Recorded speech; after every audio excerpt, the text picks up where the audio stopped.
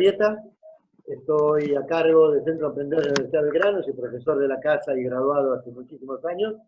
Y el Centro de Emprendedores, con Juliana de la Torre, que está del otro lado, conectando y armando todo esto, hace unas semanas empezamos a hacer una serie de actividades que todos los martes, 14:30, estamos entrevistando gente especializada en temas, y todos los viernes, 14:30, por nuestro Instagram, que es emprendedores.v, estamos subiendo videos que tienen que ver no con... todos mis amigos, pero sí la mayoría.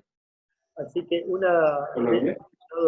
Veníamos empezando a decir cómo lo mueve, cómo lo Hoy tiene. invitamos, le pido que apaguen los micrófonos a aquellos que no estén charlando. Esta clase de chistes siempre aparece por ahí.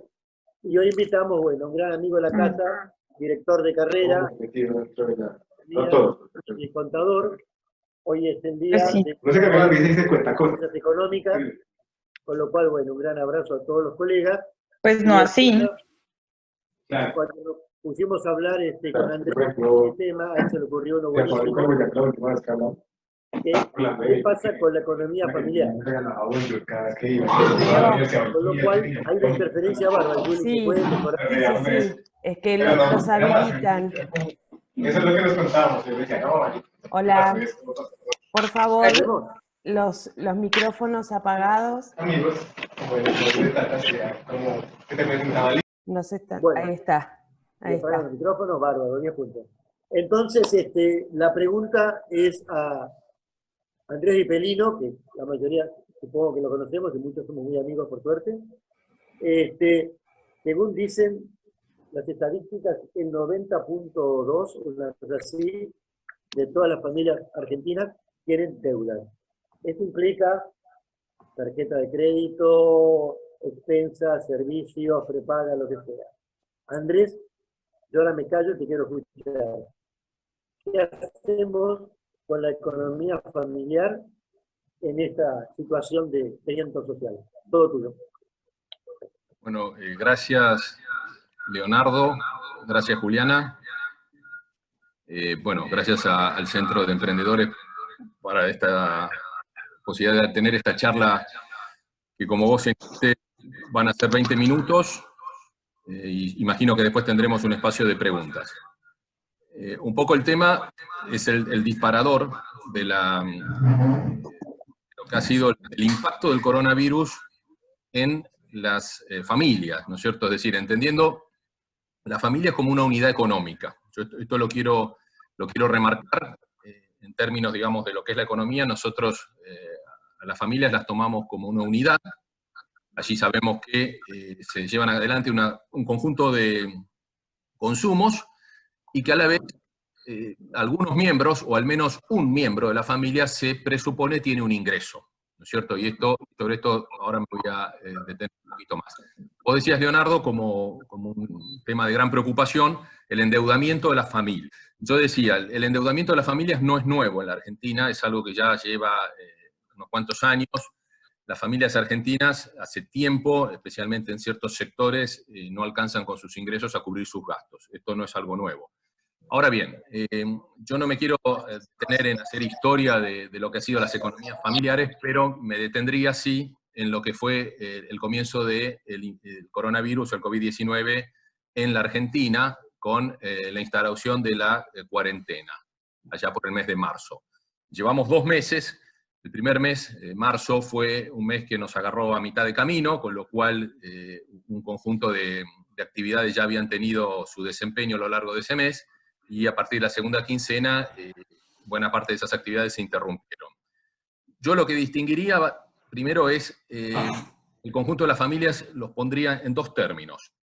Aquellos que tienen integrantes que pertenecen a actividades esenciales, y aquellos que tienen a sus integrantes o sus jefes de hogar que pertenecen a actividades no esenciales. Porque esto claramente fijó una línea demarcatoria entre la economía que siguió funcionando y la economía que se detuvo, y en algunos casos se detuvo, como ustedes saben, abruptamente. Bien, lo segundo, y a consecuencia de esto, también distinguiría en términos de unidades familiares aquellas familias que pudieron continuar con un ingreso de aquellas que quedaron absolutamente sin ingreso. Es decir, Es como que si la economía nos forzó a una suerte de división forzada o digamos, a consecuencia de esto, que fue pertenecer a actividades esenciales o no y quedar con ingresos o no. Bien, respecto de las actividades de las familias con ingresos, allí en todos los casos vemos prácticamente, salvo una rarísima excepción, que los ingresos o bien quedaron como estaban o bien disminuyeron. Hay una encuesta muy interesante de la UCA, que hizo el mes pasado, en la cual señala que el 60% de los hogares argentinos, vio de alguna manera afectado su nivel. Un 35% aproximadamente no lo vio afectado, o sea, continuó con el nivel de ingresos que venía, y solamente un 5%, es decir, una de cada 20 familias, pudo incluso levantar su nivel de ingresos. Esto es interesante porque si uno estudia en esa encuesta, después focaliza en cuáles fueron las actividades que le permitieron a ciertos hogares levantar sus ingresos, no solo pertenecen a actividades esenciales, sino que además pertenecen a actividades que tuvieron una, llámese, explosión, consecuencia de la implantación de la cuarentena. Es decir, si yo tenía una fábrica de lavandina, por poner un ejemplo de un profesor amigo nuestro que tiene en su estudio contable un productor de lavandina, bueno, evidentemente le explotó el negocio, es decir, no le alcanza, digamos, la capacidad productiva para atender la demanda.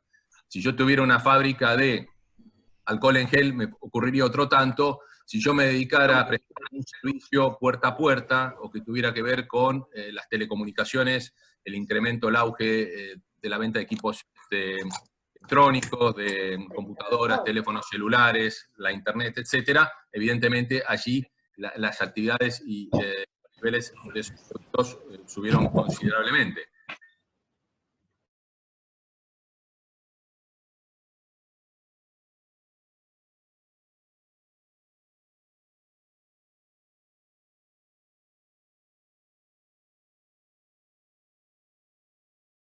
Para entender lo que nos está ocurriendo. A fines de 2019, el nivel de la pobreza orillaba el 40%, es decir, 4 de cada 10 hogares estaban considerados por el INDEC como hogares pobres. Bien, evidentemente la cuarentena lo que está haciendo es producir una migración de ciertos sectores de clases medias bajas y empujándolos de alguna manera, para decirlo gráficamente, a esta pobreza, ¿no es cierto? Consideremos que esta pobreza en la Argentina es una pobreza estructural, es decir, que no solo atiende niveles de ingresos, sino que también atiende niveles que tienen que ver con la educación, la salud, la infraestructura del hogar, de la vivienda, la accesibilidad a servicios y demás. Es decir, no es únicamente medirlos por sus ingresos, como tradicionalmente han sido las mediciones del INDEC, sino también poner dentro de ellas un conjunto de bienes. Si uno siguió atentamente las noticias en estos 60 días, empezó a encontrar o a detectar que mucha gente que se consideraba, porque hacía changas, porque pertenecía, digamos, o tenía ciertos ingresos estables mensuales, pertenecía a sectores de esas clases medias bajas, si se le interrumpió abruptamente ese ingreso, bueno, evidentemente esta gente ahora está apelando a, por un lado, los seguros del IFE, está apelando a los merenderos, a los comederos, es decir, hay gente que en este momento tuvo que salir básicamente a proveerse de alimentos. También es cierto que el Estado hizo un aporte muy importante en este sentido. Las últimas estadísticas muestran que el Estado argentino volcó entre 5,5 puntos y 6 puntos del PBI en asistencia social, que no solo es el IFE, el ingreso especial, que se determinó y que ya se prorrogó nuevamente, sino que también salieron, bueno, un conjunto de elementos que acompañan, como por ejemplo el congelamiento de tarifas. Durante la cuarentena se congelaron las tarifas de televisión fija, telefonía fija, telefonía móvil, se congeló también internet. A eso habría que sumarle lo que por ley de emergencia económica en diciembre del año pasado se había establecido con los otros servicios públicos, esencialmente gas natural, electricidad y aguas. Bueno, en este momento afortunadamente, para todo ese conjunto de hogares, los servicios públicos están con sus tarifas congeladas hasta al menos mediados de este año, y probablemente yo me animaría a decir que estos congelamientos se van a prorrogar, imagino, por unos meses más. También es cierto que dentro de las actividades esenciales quedaron, por supuesto, algunas que inicialmente fueron consideradas ejemplos, bueno, la alimentación, por supuesto, pero lo que ha sido combustibles, ¿no es cierto?, el despacho de naftas. Esto tuvo, en algún caso, así como los alimentos tuvieron que necesariamente sostener los niveles de oferta y de demanda, en el caso de los combustibles, como consecuencia del parate generalizado, el despacho de la venta de los combustibles a las estaciones de servicio tuvo una caída vertical. Es decir, si uno mira a los estacioneros y mira sus números, en ese primer momento la caída fue del 85%, es decir, prácticamente se derrumbó el despacho de la venta de combustibles, aunque esa actividad haya sido considerada, insisto, esencial. El Estado también lo que hizo fue, no solo en el orden nacional, sino a niveles provinciales y municipales, es una importante reasignación de partidas presupuestarias a todo el sistema de seguridad y de salud, básicamente en realidad apuntando a la salud, y allí es interesante porque esto demostró que ante una necesidad hubo, digamos, reflejos que permitieron que rápidamente se discontinuaran un conjunto de actividades que el sector público presta y pudieran ser reasignados esos recursos a estas actividades de salud y de seguridad. Esto tampoco fue gratuito, porque pensemos que la recaudación tuvo un quiebre muy importante, la recaudación no solo en el orden federal, sino provincial y municipal, vía tasas y demás. Imagínense ustedes que para una provincia cuyo principal fuente de recursos son el impuesto a los ingresos brutos, tengo acá, por lo que veo, algunos tributaristas en la conferencia, ellos sabrían explicarlo mucho mejor que yo, pero si no hay ventas, no hay recaudación por ingresos brutos. Esto es tan simple como eso. Entonces, siendo ese el principal recurso de muchas provincias, bueno, allí tenemos un factor muy interesante a estudiar.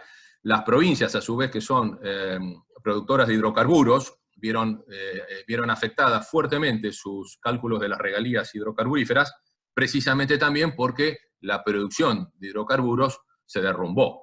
Y esto no solo ocurrió en términos de volúmenes físicos, sino que también esto viene de la mano de la caída vertiginosa del precio del barril de crudo a nivel mundial. Ustedes recordarán que unas pocas semanas atrás hablábamos de precios negativos para el petróleo, es decir, que vos tenías que pagar, si vos eras un productor, tenías que pagar para que se lleven tu petróleo. Bueno, esto fue un tema de contratos, no más que ello, pero evidentemente esto denota que el derrumbe de los precios internacionales del crudo, de la mano de caídas vertiginosas, verticales en la producción, hizo que muchas de estas provincias que reciben esas regalías, y que esas regalías se vuelven indispensables para atender los gastos más elementales, como pagar la plantilla de sueldos de sus empleados provinciales, bueno, vieron allí una situación muy comprometida.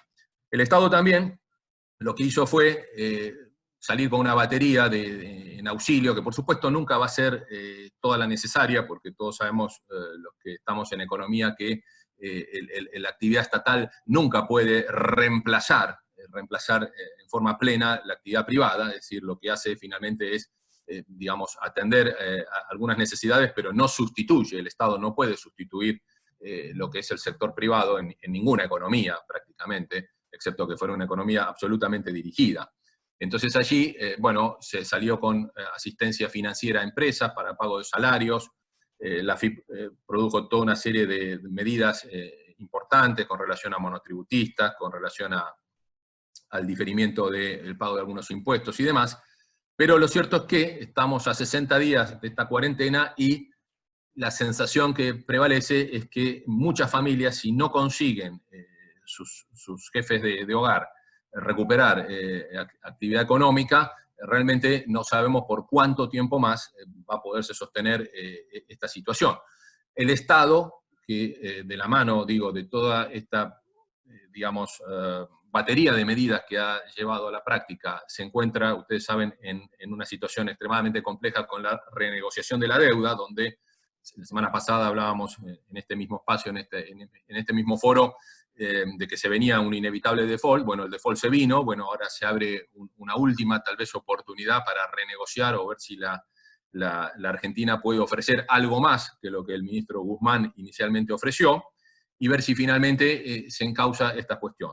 De lo contrario, ya estaremos en un default que ya no importa en términos, digamos, de notación, si es un default liviano, light, parcial, total, abierto, no abierto o selectivo, sino que directamente, bueno, es un default, y ustedes saben que ya en estos días se dispararon una serie de cuestiones relacionadas con los seguros por default, y esto indica que el mundo, bueno, se está preparando para una Argentina que va a quedar, digamos, al margen, entre comillas, del ordenamiento financiero mundial. Y todos aquellos que siguen este tema, bueno, lo miran con gran preocupación, porque el Estado argentino, al quedarse virtualmente sin otros recursos más que para financiar su déficit y atender todos estos compromisos, más que la emisión monetaria, esto genera, digamos, y muchos economistas ya lo han venido señalando, tal vez no en el corto plazo, pero sí en un mediano plazo, una preocupación, porque de continuar estos niveles de expansión de la base monetaria, como los hemos venido registrando, ya desde fines del año pasado, ya con la administración Macri, en octubre, noviembre, hubo una fenomenal expansión de la base monetaria que a principio de este año parecía empezar a tenerse bajo control, pero producto de esta crisis, evidentemente es el único instrumento de financiamiento que al Tesoro Federal le queda, y además va a tener que hacerse cargo, también, digo como si fuera poco, no solo de todo lo que es de orden nacional, sino que va a tener que asistir a provincias y a municipios, y esto lo va a tener que hacer de la misma manera, es decir, a través del Tesoro Nacional, con la expansión, digamos, y el auxilio del Banco Central de la República Argentina. Es decir, esto hace que, insisto, este desafío, o esta segunda mitad del año que nos queda por delante, luzca como una verdadera cuesta arriba, ¿no es cierto? Es decir, la Argentina ahora tiene que, por una parte, intentar detener la caída de sus niveles de producción, sino que además tiene que empezar a ver cómo recupera, y esto lo tiene que hacer en un horizonte en el cual no hay mucho margen para errores, lo tiene que hacer con absoluta precisión, no queda más remedio que arremangarse y en forma inteligente, con inventiva, digamos, ver cómo esta economía se reconduce hacia otra nueva normalidad, que ya sabemos, nos han dicho todos, desde los infectólogos, los gobernantes, etcétera, que no va a ser la que nosotros conocíamos, con lo cual, insisto, este es el desafío. Y digo, para todas estas familias que desde la microeconomía, ¿no es cierto?, han tenido que reconducir sus hábitos de consumo, que en parte lo han hecho, y lo han hecho inteligentemente, porque yo insisto que nadie mejor que uno mismo para entender en términos de preferencias qué debe consumir hoy y qué debe postergar y consumir mañana, porque esto es en esencia, digamos, la economía, es una decisiones de consumo que uno toma día a día, y uno elige cuándo consumir y qué no consumir o qué diferir.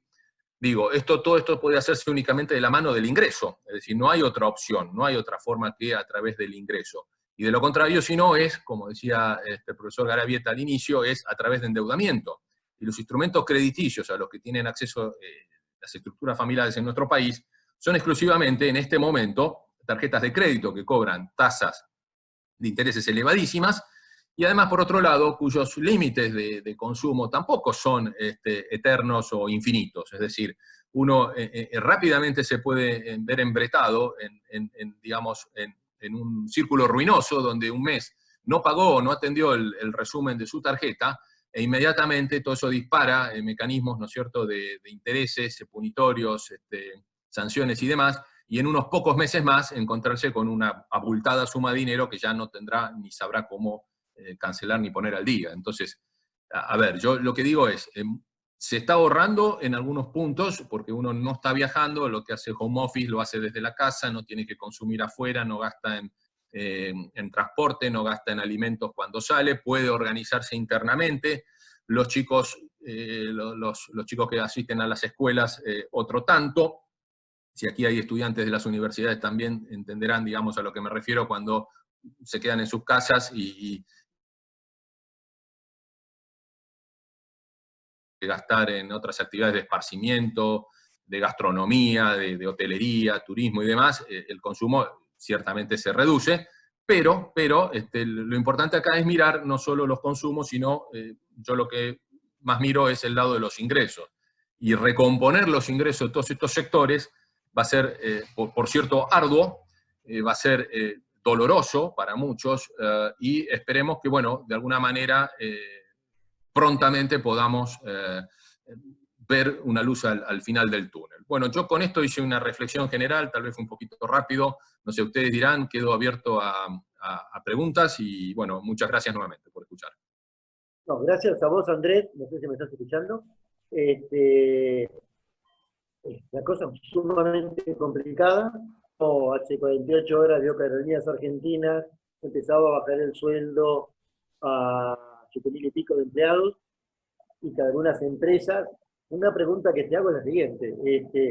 ¿Ves la posibilidad de despidos masivos, más allá que después los tribunales van a estar cargados de juicios, y más allá de la doble indemnización? Mira, yo no veo la posibilidad de despidos masivos en este momento, porque creo que, salvo, digo, masivos porque estamos hablando de empresas de cierta magnitud, ¿no es cierto? Es decir, como las Aerolíneas Argentinas.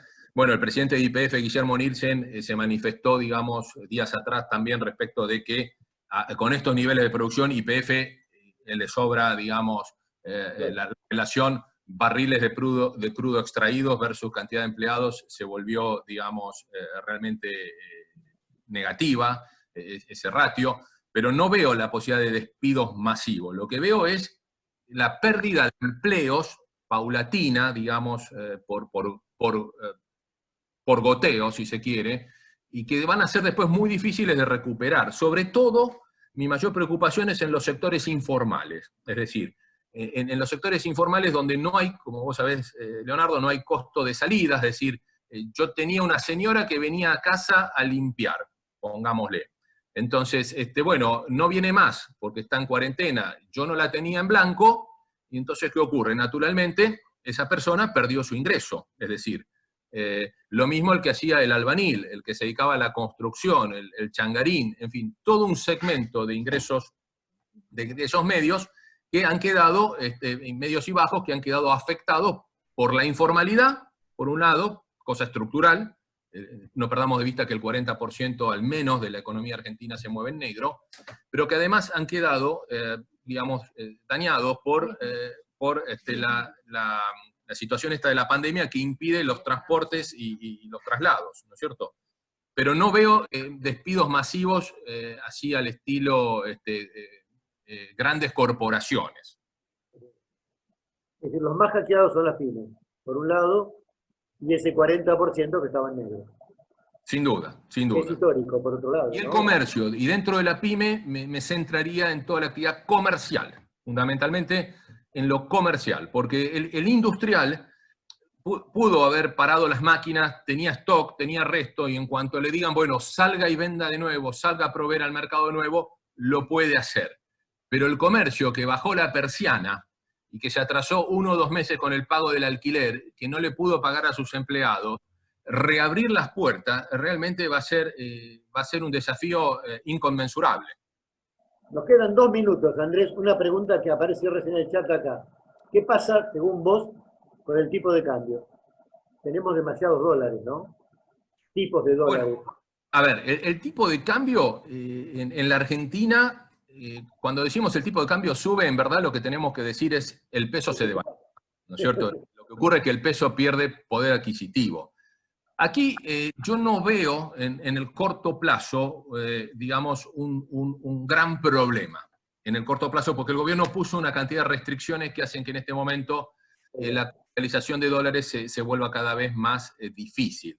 El problema sería si en una de esas la cuarentena se extiende demasiado en el tiempo, vos vas a tener sectores que van a poder o van a tener allí un conjunto de ahorros, probablemente porque si se le achicaron los gastos y los ingresos se le mantuvieron, generen un excedente, sectores de clases medias, medias altas, altas y demás.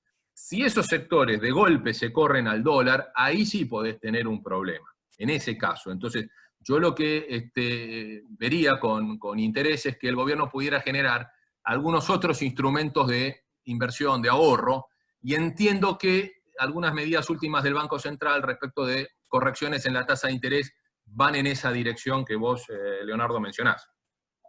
Bien, te hago la última de Alonso que está preguntando. ¿Ves la posibilidad de menos empleo en el sector público? Bueno, esto es interesantísimo porque yo creo que esta pandemia y este home office de buena parte de la administración pública, la que no pertenece a servicios esenciales, demuestra que muchísimas oficinas podrían funcionar con una nueva organización.